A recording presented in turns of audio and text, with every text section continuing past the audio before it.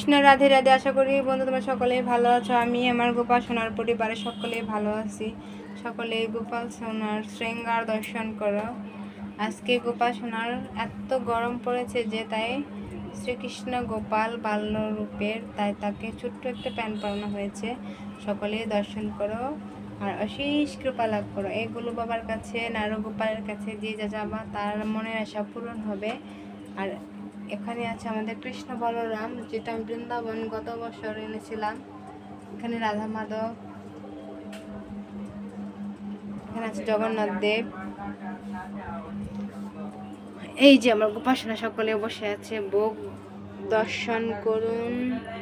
ভোগ দর্শনে দুর্ভোগ কাটে, কারণ ভগবানের প্রসাদ এমন এক জিনিস যা একবার পেলে অমৃতর মতো মনে হয়। তো আমরা যদি সকলে একসাথে হরে কৃষ্ণ কৃষ্ণ কৃষ্ণ হরে হরে, হরে রাম রাম রাম হরে হরে, এটা যদি বলি তাহলে আমাদের সমস্ত কিছু পাপ ক্ষয় হতে থাকে। তাই আমরা এমন কিছু কাজ করব না যাতে ভগবান অতুষ্ট হয়।